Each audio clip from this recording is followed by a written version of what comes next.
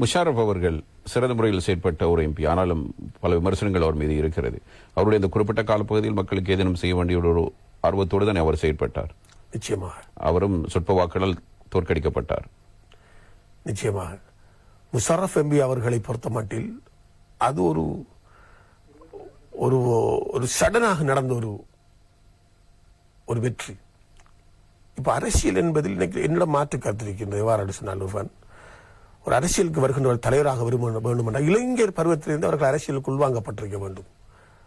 அதன் பிற்பாடு படிப்படியாக கிராஜுவலி அவங்க முன்னுக்கு வந்து அந்த மக்களுடைய பணிகளை சிவக்கு தலைமை தாங்க வேண்டும் என்று எண்ணுகின்றவர்கள் நான் மறுத்தேன்.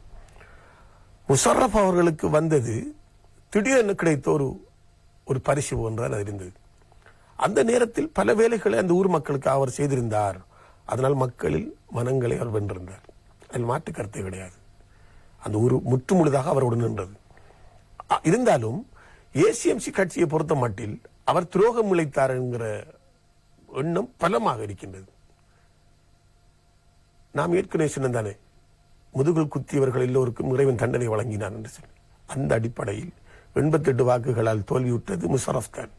இன்று தேசிய காங்கிரசின் தலைவர்கள் கூட சொல்லுகின்றார்கள், நாங்கள் தான் 88ஆல் தோற்றம் என்று. அவரும் சொல்லுகின்றார்.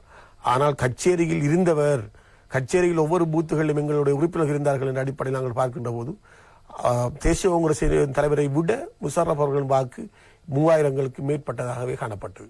அந்த நேரங்களில் நாங்கள் ப்ரிஃபரன்ஸை கவுண்ட் பண்ணும் போது. ஆகவே அவருக்குரிய இறை தண்டனையாக கூட அது இருக்கலாம். வேலை செய்திருந்தார், அந்த கட்சிக்கு செய்த அநியாயத்தின் பேரில் இறைவன் அவரை தண்டித்திருக்கலாம் என்று நான் நம்புகின்றேன். ஆனால் நன்றாக களப்பணி செய்யக்கூடிய ஒருத்தர் அவர் எந்த கட்சி என்றாலும் அவருடைய குறையை நாங்கள் குறைத்து, அவருடைய நிறையை குறைத்து மதிப்பிட முடியாது என்ற அடிப்படையில் நன்றாக வேலை செய்யக்கூடிய ஒருத்தர் தான் அவர் என்பதை அவர் காட்டியிருக்கின்றார். இல்லாட்டி அந்த ஊர் அவரோடு நின்றிருக்காது.